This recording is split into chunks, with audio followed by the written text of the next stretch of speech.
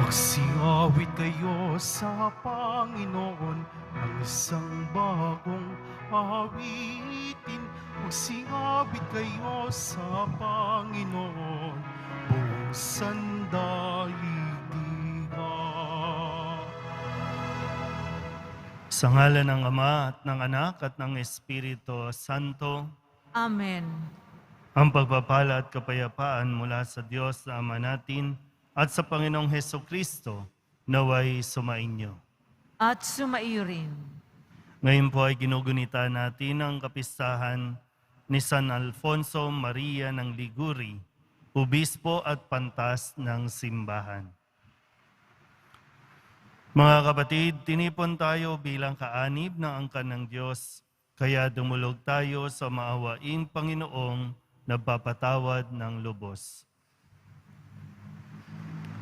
Sinugong tagapagpagaling sa mga nagsisisi, Panginoon, kaawaan mo kami. Panginoon, kaawaan mo kami. Dumating na tagapag-anyayang mga makasalanan ay magsisi, Kristo, kaawaan mo kami. Kristo, kaawaan mo kami. Nakaluklok ka sa kanan ng Diyos Ama para ipamagitan kami. Panginoon, kaawaan mo kami. Panginoon, kaawaan mo kami. Kaawaan tayo ng makapangyarihang Diyos, patawarin tayo sa ating mga kasalanan at patnubayan tayo sa buhay na walang hanggan. Amen. Manalangin tayo. Ama naming makapangyarihan, lagi mong dinudulutan ng mga bagong uliran sa kagitingan ang iyong sambayanan. Ipagkaloob mong sa diwa ng Obispong si Alfonso Maria na nagmamalasakit sa kapwa, aming matapat na masunod ang kanyang mga yapak upang makamtan namin sa langit ang tinamoniyang gantimpala. Sa pamamagitan ni Jesucristo, kasama ng Espiritu Santo, magpasawalang hanggan. Amen. Magsiyumbo muna po ang lahat. Pagbasa mula sa aklat ni Propeta Jeremias. Nang taong ding iyon, ng ikalimang buwan ng ikaapat na taon, ng paghahari ni Sedekias sa Huda, si Jeremias ay kinausap ni Ananias, anak ni Propeta Asur ng Gabaon. Sila nooy nasa patio ng templo, sa harapan ng mga saserdote at ng mga tao. Ang sabi ni Ananias, ito ang sabi ng Panginoon, ang Diyos ng Israel. Winakasan ko na ang kapangyarihan ng hari sa Babylonia. Sa loob ng 2 taon ay ibabalik ko sa templong ito ang lahat ng kagamitan na kinuha ni Haring Nabucodonosor at dinala sa Babylonia. Ibabalik ko rin dito si Jeconias, anak ni Haring Joaquim ng Huda, at ang lahat ng bihag na taga-Huda na dinala sa Babylonia. Aalisin ko na kayo sa ilalim ng kapangyarihan ng Babylonia. Sinabi naman ni Propeta Jeremias kay Propeta Ananias nang naririnig ng mga saserdote at lahat ng naroon sa patio ng templo. Amen. Ganyan nga sana ang gawin ng Panginoon. Magkatotoo nawa ang ipinahayag mo. Mapabalik sana rito mula sa Babylonia ang lahat ng kagamitan ng templo at ang lahat ng dinala roong bihag. Ngunit pakinggan ninyo ang sasabihin ko sa inyong lahat. Ang mga propetang nauna sa atin ay nagpahayag na magkakaroon ng digmaan, tagutom at salot sa maraming bansa at tanyag na mga kaharian. Kung magkatotoo ang pahayag ng isang propeta, naiiral ang kapayapaan, saka lamang natin malalamang ang Panginoon nga ang nagsugo sa kanya. Pagkarinig niyon, kinuha ni Propeta Ananias ang pamatok na nasa batok ni Jeremias at binali. Pagkatapos, Sinabi niya sa lahat ng naroroon. Sinasabi ng Panginoon na ganito ang gagawin niya sa mga pamatok na inilagay ni Haring Nabucodonosor sa lahat ng bansa, at ito'y gagawin niya sa loob ng 2 taon. At umalis si Propeta Jeremias. Pagkalipas ng kaunting panahon, mula nang baliin ni Propeta Ananias ang pamatok ni Propeta Jeremias, kinausap ng Panginoon si Jeremias. Pumunta ka kay Ananias at sabihin mo, nawasak mo nga ang pamatok na kahoy, ngunit papalitan ko ng bakal. Lalagyan ko ng pamatok na bakal ang lahat ng bansang ito upang sila'y maglingkod kay Nabucodonosor. At magkakagayon nga, siya'y paglilingkuran nila sapagkat ipinailalim ko sa kanya pati ang mga hayop sa parang. At sinabi pa ni Propeta Jeremias, Ananias, hindi ka sinugo ng Panginoon at pinapaniwala mo sa isang kabulaanan ang mga taong ito. Kaya't ang sabi ng Panginoon, ikaw ay mawawala sa daigdig na ito. Mamamatay ka sa taon ding ito, sapagkat tinuruan mo ang bayan na maghimagsik laban sa Panginoon. At nang 7 buwan nga ng taong iyon, si Propeta Ananias ay namatay. Ang salita ng Diyos. Salamat sa Diyos. Poon, ituro mo sa akin ang utos mo upang sundin. Poon, ituro mo sa akin ang utos mo upang sundin. Sa landas na di matuwid, huwag mo akong babayaan. Pagkat ikaw ang mabuti, ituro ang iyong aral. Poon, ituro mo sa akin ang utos mo upang sundin. Tulungan mong ihayag ko yaong tunay na balita. Yamang sa iyong kahatulan, lubos akong may tiwala. Poon, ituro mo sa akin ang utos mo upang sundin.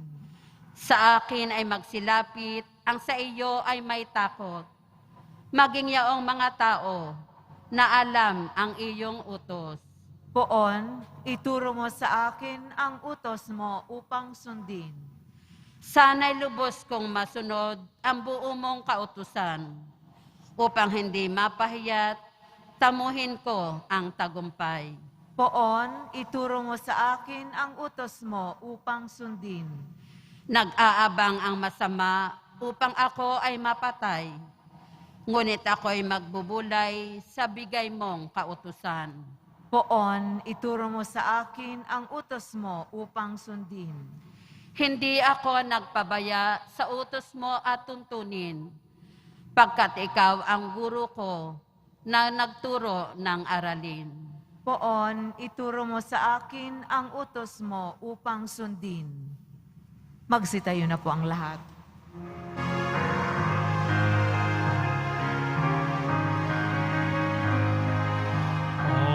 Hallelujah, hallelujah, hallelujah,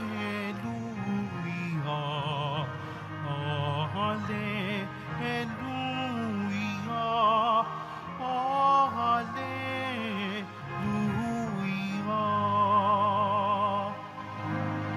Ang tao ay nabubuhay sa salita ng may kapal na pagkain kanyang hangbigay.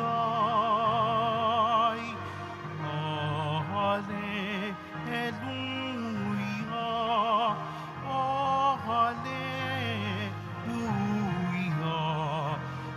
hallelujah.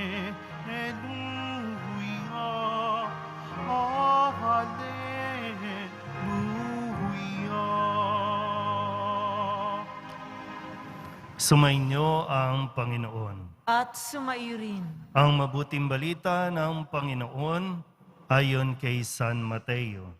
Papuri sa iyo, Panginoon. Noong panahong iyon, nang marinig ni Jesus ang pagkamatay ni Juan Bautista, siya'y sumakay sa isang bangka at nag-iisang pumunta sa isang ilang na lugar. Nang mabalitaan naman iyon ng mga tao, sila'y lumabas ng bayan at lakad na sumunod sa kanya. Paglunsad ni Jesus sa dalampasigan, nakita niya ang napakaraming taong yaon. Nahabag siya sa kanila at pinagaling niya ang mga may sakit na dala nila. Nang dapit hapon ay lumapit sa kanya ang mga alagad. Sinabi nila, "Ilang ang puok na ito at malapit nang lumubog ang araw. Papuntahin na po ninyo sa mga nayon ang mga tao upang makabili ng kanilang makakain." Hindi na sila kailangang umalis pa. Sabi ni Jesus, "Kayo ang magbibigay sa kanila ng makakain." Sumagot sila, "Lilima po ang tinapay at dadalawa ang isda natin." "Dalhin ninyo rito," sabi niya. Pinaupo niya sa damuhan ng mga tao. Kinuha ang 5 tinapay at 2 isda. Tumingala siya sa langit at nagpasalamat sa Diyos. Pinagpira-piraso niya ang mga tinapay at tiniutos sa mga alagad na ipamigay iyon sa mga tao. Kumain silang lahat at nabusog. Tinipon ng mga alagad ang lumabis at sila'y nakapuno ng 12 bakol ng pira-pirasong tinapay. May 5,000 lalaki ang kumain, bukod pa sa mga babae at mga bata. Ang mabuting balita ng Panginoon. Pinupuri ka namin, Panginoong Heso Kristo. Magsiupo muna po ang lahat. Isang mapagpalang araw po sa inyong lahat. Maganda pong, alam niyo naman na ang kwentong ito, yung pagpapakain sa napakaraming tao, 5,000 lalaki na kumain. Ito yung multiplication of loaves, yung himala na nakapagpakain ng napakaraming tao doon lamang sa 5 pirasong isda at tinapay at 2 pirasong isda. Kaya gusto kong pagtuunan yung pansin na itong unang bahagi. Kasi po, kung babalikan mo yung kwento, kung babasahin mo yung Biblia, bago ang tagpong ito, nung Sabado, yun po yung kwento ng pagkamatay ni Juan Bautista. Pinugutan ng ulo si Juan Bautista ni Herodes dahil lamang sa udyok ni Herodias. So namatayan si Jesus. Kaya nga ang sabi po dito, nang marinig ni Jesus ang pagkamatay ni Juan Bautista, siya'y sumakay sa isang bangka at nag-iisang pumunta sa isang lugar, ilang na lugar. Yan. Di ba? Kailangan po natin i-acknowledge, kailangan natin ng mga moment, time. Kung gusto mo mag-moment, okay lang yan. Ha? Kung may gustong mag-moment, bigyan mo ng pagkakataon. Huwag mong istorbohin. Hayaan mo lang. Kasi kailangan yun yung pinoproseso mo din yung nararamdaman mo. Hindi pwedeng parang wala, parang hindi ka apektado. Meron si Kristo, namatayan, nalungkot. Diba? Nalungkot siya, kaya nga gusto ko muna mapag-isa. Parang gano'n, Lumayo muna siya sa kanyang gawain, lumayo muna sa napakaraming tao kasi gusto niyang damahin yung sakit na mawalan ka ng mahalaga sa'yo.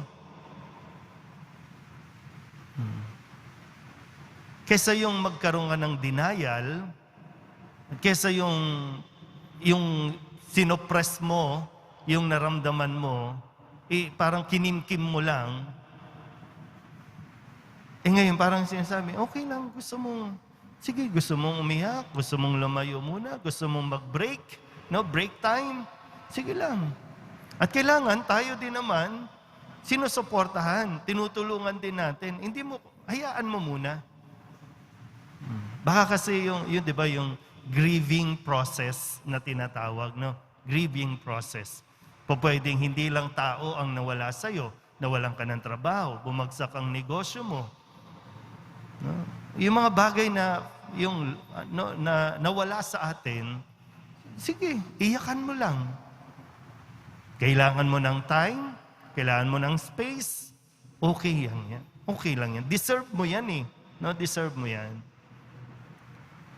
Pero ang kagandahan po dito, binigyan ni Jesus ng pagkakataon ng kanyang sarili, no, yung tinatawag, 'di ba, parang sa term natin ngayon, 'di ba, yung me time. Mahalaga 'yun, me time. Kahit may asawa ka na, kahit may pamilya ka, mahalaga pa rin yung meron kang tinatawag na me time. Para at least nakakahinga ka din. Pero pagkatapos nito, hindi siya nagtagal eh. Yung, basta hinayaan lang niya. Kasi maraming misyon, maraming gagawin, maraming tao ang naghahanap sa kanya, marami ang nangangailangan ng tulong niya.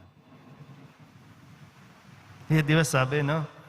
Nang makita niya, sinundan siya ng mga tao. Pero nung tapos na siya, hindi siya nagtagal doon sa sakit na nararamdaman niya, kundi, okay na ako. Ito, buhay pa ako, wala na si Juan Bautista, patay na siya, buhay pa ako, mayroon pang misyon, tuloy ang misyon. Ganon din marahil sa atin, tayo. No? Pwede naman tayo ang namatay nung panahon ng COVID. Pero hindi tayo ang namatay. Namatayan ka. Okay, iyak mo lang yan. Nawalan ka ng trabaho, bumagsak negosyo mo, okay, iyak mo yan. Pero hindi pa tapos ang mission mo. Huwag kang manatiling nagmumukmok na para bang namatay ka na. Kasi buhay ka pa. Yun ang katotohanan. Buhay ka pa. So, sana po, no, katulad ng karanasan ni Jesus, huwag nating i-deny kung nasaktan ka. Huwag mong isuppress. Kung gusto mong ng panahon, okay. Pero sa atin po na hindi na pa nakakaranas ng ganitong pagkakataon, irespeto mo, igalang mo yung nararamdaman niya. Kung sino man yan, no, nakakilala mo, huwag mong pilitin maging okay siya agad. Bigyan mo ng panahon. Pero ikaw naman, magiging okay ka din. Basta ibaling mo lang sa kung ano ang nais pa ng Diyos na ipagawa sa iyo. Marami ka pang pwedeng tulungan, marami pang nangangailangan ng tulong ng Diyos sa pamamagitan mo. Amen? Tumayo na po ang lahat.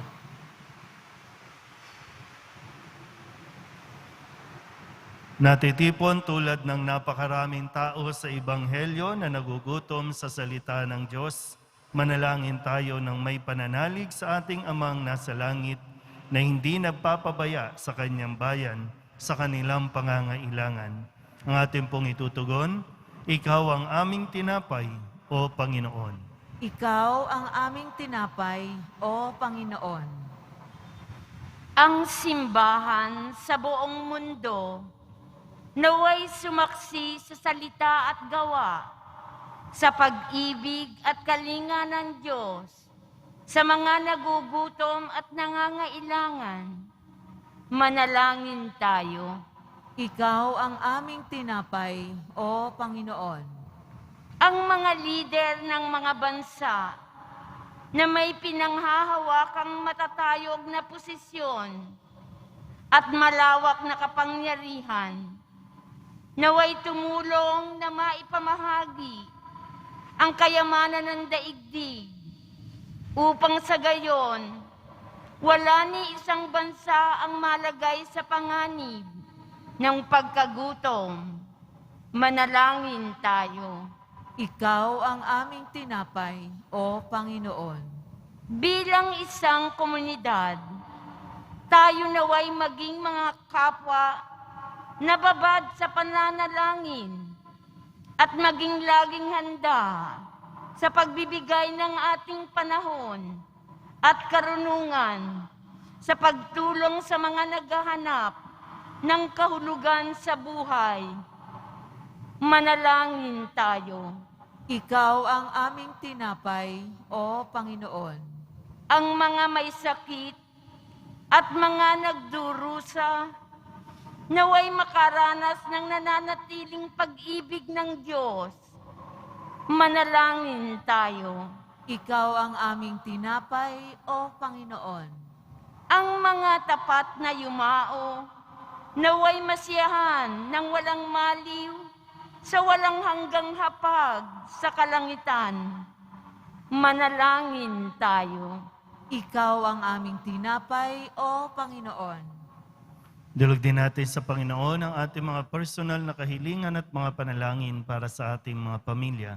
Ganon din ang lahat ng mga misang pasasalamat, natatanging intensyon at mga kaluluwa na hinihiling na ipagdasal sa misang ito.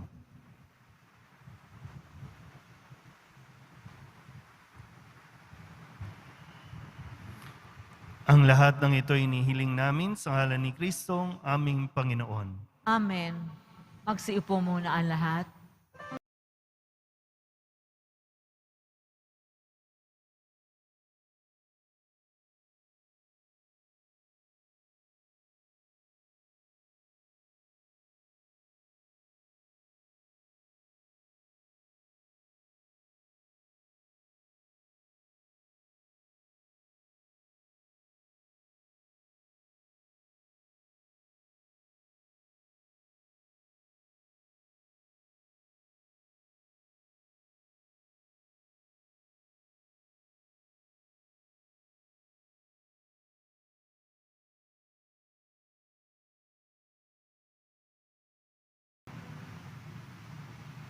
Magsitayo ang lahat.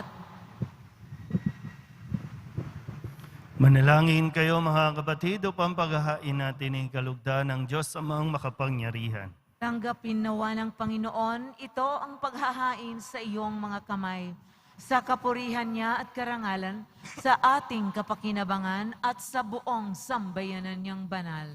Ama naming lumikha, pag-alabin mo ang kalooban namin sa ningas ng iyong Espiritu na ipinagkaloob mo kay San Alfonso Maria para maipagdiwang ang paghahain ito at sa pamamagitan nito, ikaw ay mahandugan ng sariling pamumuhay bilang banal na alay sa pamamagitan ni Jesucristo kasama ng Espiritu Santo magpasawalang hanggan. Amen. Sumainyo ang Panginoon. At sumairi, Itaas sa Diyos ang inyong puso at diwa. itinaas na namin sa Panginoon. Pasalamatan natin ang Panginoong ating Diyos. Marapat na siya ay pasalamatan.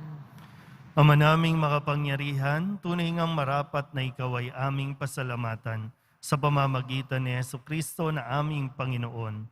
Ngayong si San Alfonso Maria ay pinararangalan sa pamumuhay niyang totoong uliran at pagiging maaasahan sa panunungkulan, kaya't si Jesucristo na maaasahan sa katapatan ay inihayag sa pangangasiwa sa sambayanan. Ang malasakit ng mga ulirang tagapangasiwa noon ay nagpapatuloy magpahanggang ngayon sa mga panalangin kanilang iniuukol kaysa ng sambayanan mong dito'y nagtitipon. Kaya kaysa ng mga anghel na nagsisiawit ng papuri sa iyo, nang walang humpay sa kalangitan, kami nagbubunyi sa iyong kadakilaan. Santo, Santo, Santo, Panginoong Diyos ng mga hukbo, napupuno ang langit at lupa ng kadakilaan mo, o sana sa kaitaasan. Pinagpala ang naparirito sa ngalan ng Panginoon, o sana sa kaitaasan. Lumuhod po ang lahat. Ama naming banal, ikaw ang bukal ng tanang kabanalan, kaya't sa pamamagitan ng iyong Espiritu, gawin mong banal ang kaloob na ito upang para sa aming maging katawan at dugo ng aming Panginoong Hesukristo. Bago niya pinagtiis ang kusang loob na maging handog, inawakan niya ang tinapay, pinasalamatan kaniya, binaghati-hati niya iyon iniabot sa kanyang mga alagad at sinabi, "Tanggapin ninyong lahat ito at kanin, ito ang aking katawan na ihahandog para sa inyo."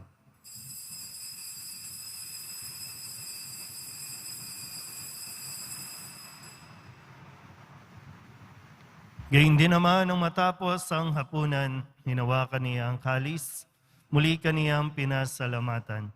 Iniabot niya ang kalis sa kanyang mga alagan at sinabi, "Tanggapin ninyong lahat ito at inumin. Ito ang kalis ng aking dugo, ng bago at walang hanggang tipan. Ang aking dugo na ibubuhos para sa inyo at para sa lahat sa ikapagpapatawad ng mga kasalanan. Gawin ninyo ito sa pag-alaala sa akin."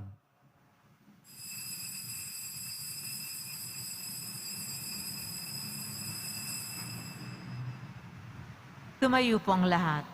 Ipagbunyi natin ang misteryo ng pananampalataya. Si Kristo ay namatay, si Kristo ay nabuhay, si Kristo ay babalik sa wakas ng panahon.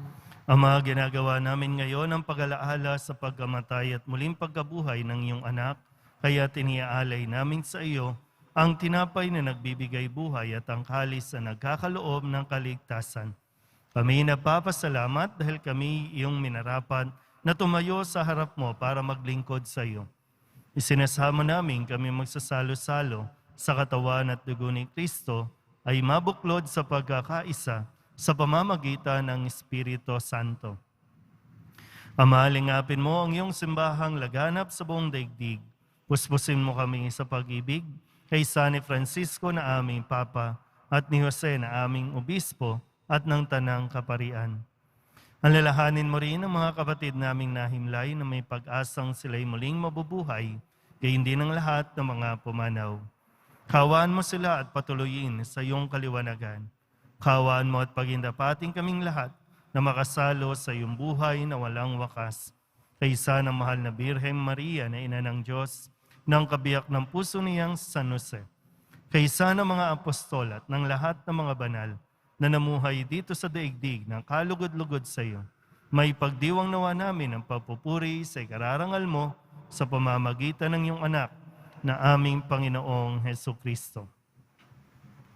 Sa pamamagitan ni Kristo, kasama niya sa Kanya, ang lahat ng parangal at papuri ay sa iyo, Diyos Amang makapangyarihan, kasama ng Espiritu Santo, magpasawalang hanggan. Amen, amen,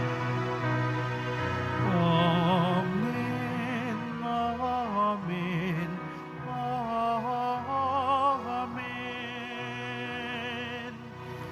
Buong kababaang loob tayong tumawag sa ating Panginoon ng Ama namin. Ama namin, Sumasalangit ka, sambahin ang ngalan mo, mapasa amin ang kaharian mo, sundin ang loob mo dito sa lupa para nang sa langit.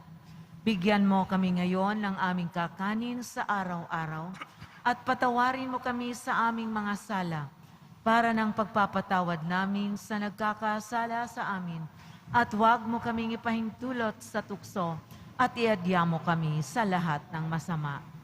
hinihiling namin kaming ihadya sa lahat ng masama, pagkalooban ng kapayapaan araw-araw, iligtas sa kasalanan at ilayo sa lahat ng kapahamakan.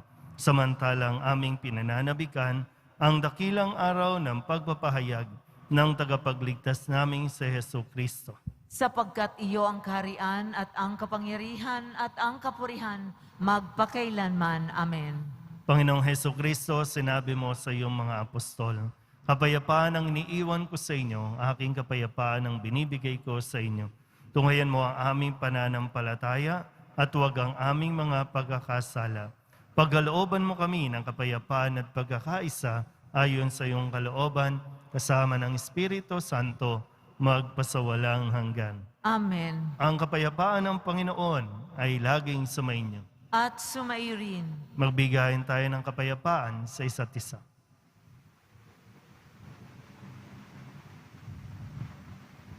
Kordero ng Diyos na nag-aalis ng mga kasalanan ng sanlibutan, maawa ka sa amin.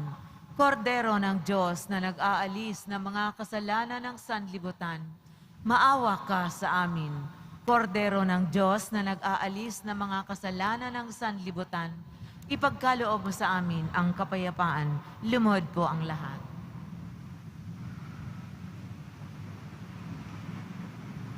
Ito ang kordero ng Diyos. Ito ang nag-aalis ng kasalanan ng sanlibutan. Mapalad ang mga inaanyayahan sa kanyang piging.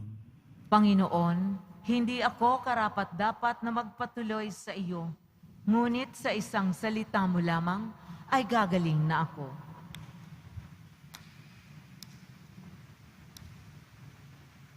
Katawan ni Kristo, Amen.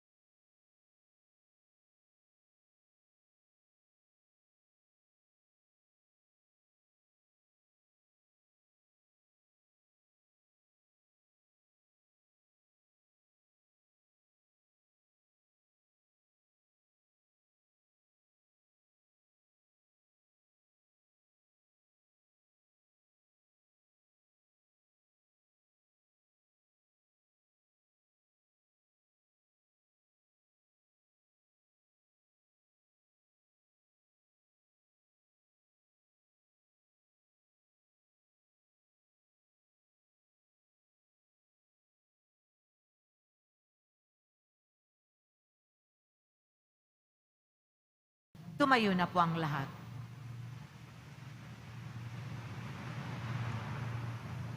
manalangin tayo.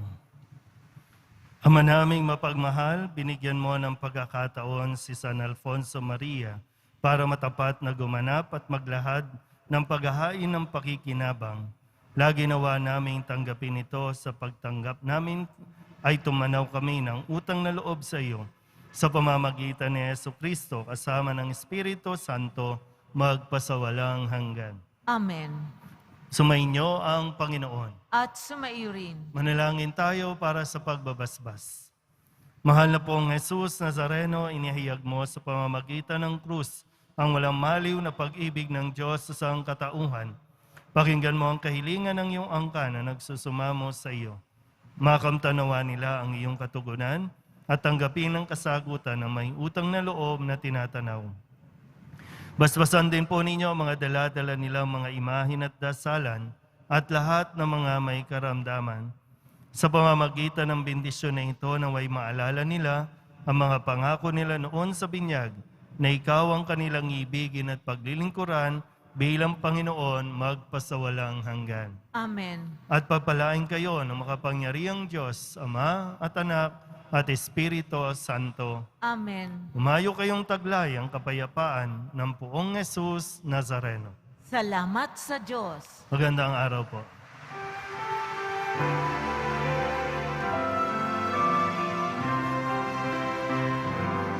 Nuestro Padre Jesus Nazareno, sinasamba ka namin,